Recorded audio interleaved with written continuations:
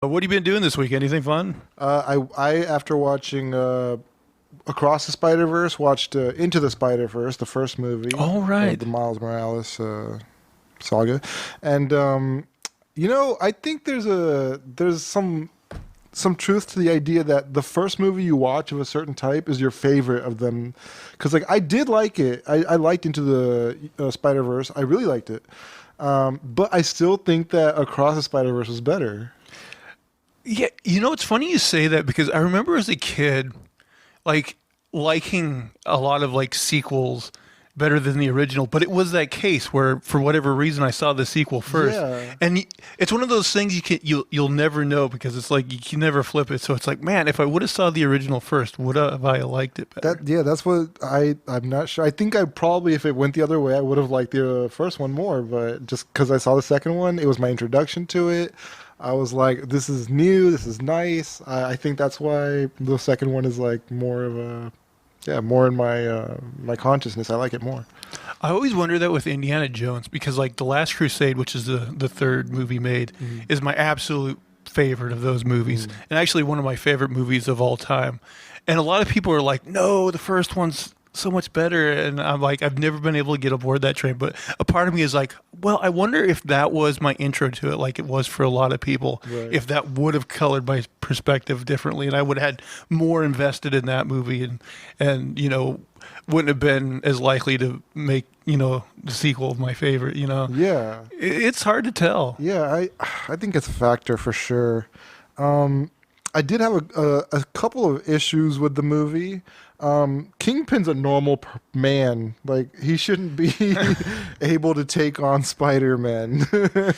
This has been well, and it's just like that's one of the reasons I didn't like what they did to Kingpin in that last episode of Hawkeye is because like in the Daredevil like series, yeah, he was like this big formidable guy, Mhm. but in Hawkeye like he has to be straight up a metahuman or else he Yeah, could not have survived. yeah. And it's like that's less interesting to me, but yeah, you're right. He is like Everybody else I get, but Kingpin's just a dude, you know? yeah. Yeah, you're right. I guess because it's like a cartoon, maybe you just kind of forgive it and be like, okay, he's like Yeah. this huge guy. But no, you're right. If he's just a regular person, even if he is a big burly He dude, shouldn't be picking up cars and yeah, stuff. he shouldn't be able to. Yeah, he shouldn't be able to go toe to toe physically with Spider-Man. Yeah. Like Daredevil, you go, okay, maybe, but Spider-Man, no. Right, for sure. He's always been portrayed though. It's funny as just like this huge guy. Yeah. And usually big guys aren't that, graceful. Right. Kingpin's like this guy who can move really well. He's strong. He's a massive refrigerator kind of guy. And yeah, I feel like Spider-Man. If you had a guy like that in real life, as big as Kingpin, like I mean, there are strong men, Right. but I don't know if Kingpin looks like a strong man exactly. Not really. Yeah. No, he just kind of looks like this, thick Yeah, because he's guy. like got a fat head. Yeah, exactly. And yeah, he doesn't look like a bodybuilder, really. Right. Yeah. I assume he must work out. He has to. He's got to be spending like 8 hours a day in the gym. Even in the comic books, I mean, it varies from artist to artist, but some people draw him like, cartoonishly large. Yeah. But yeah, I've always thought that about him too. It's like, is he a regular dude or did he get some super mojo, Yeah. That's what I was thinking. Like, did he take like a super serum or something? Like, He was bitten by like a radioactive hippopotamus or something. I mean, see, that would be good. That would make sense.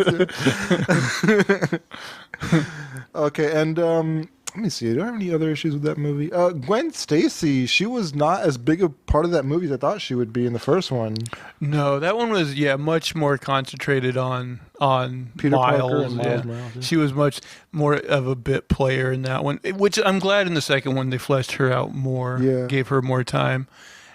Same with like, and I know like there's only so much time, but same with like all the you know, Spiderverse characters in the first movie, like Spider-Man Noir, Spider-Ham, Penny I Parker. like Spider Ham a lot. He was Yeah, he's fun. cool. Yeah. But they only get like, a small amount of time Yeah. too. Yeah.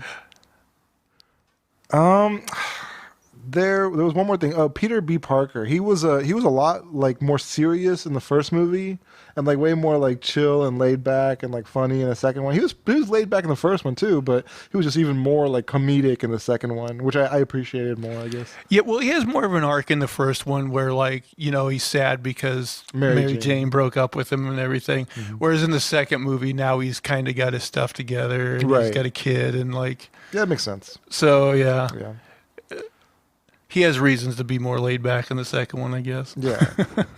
But all in all, I thought it was a good movie. I didn't. The villains weren't as fun as the Spot to me. This could all be like just because I watched one movie before the other, but I just like the Spot more as a villain too.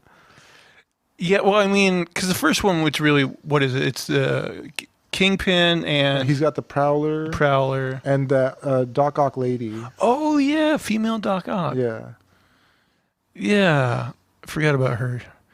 Yeah, well, and plus like the Kingpin story is like pretty serious, where like he's like trying to get his dead family back That's by true, searching through the yeah. multiverse, which is a good like motivation for Yeah. his character. It is. But although the Spot, I'm still like, I don't know what to think of the Spot, because like I think we've only seen really a little bit of him. Yeah. I mean, he's been fun so far. I think he's going to take a more villainous turn. Yeah, it was like fun turned serious. Yeah. So now we'll see. Yeah, so he's going to start going after people's family members and stuff, maybe, or something. Probably. Yeah, I don't know. Spot. Yeah, he's just. I like the whole comedic, perspective of the second one more. The first one, one thing I do have to.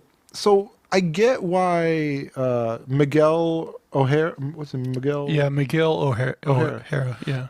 I get why he got a new family. Like Kingpin. So okay, your family died. Like even if you go out to the multiverse and find the same people, like they're not exactly the same, right? Right. So I mean, they're new people, like it's still not the same. Like Miguel O'Hara, I guess, like for him, he just happened to be in a new universe, and he was like, all right, I'll just take this guy's place, But with Kingpin, it's like he's searching for whole new people, and he's like going out of his way, and you don't know how it's going to work out anyway. They might be like, who the hell are you? Or like you're not the person I know. I was thinking that too. Like, if I replaced like a version of myself in another, universe, even if I looked exactly the same, like I feel like there'd be enough inconsistencies where eventually the people would suss out that, Yeah. wait, every like third sentence you're saying something that doesn't make any sense. Right, yeah. And you'd also think that, there'd be these minor differences just in like, in our universe, like the Beatles became big, but maybe in that universe they didn't. Right. It's little things like that. Yeah. And people would be like, what are you talking about? That band that went nowhere, the one hit wonder from the 60s or what, Right. Yeah, you're right. So I feel like get found out. For sure.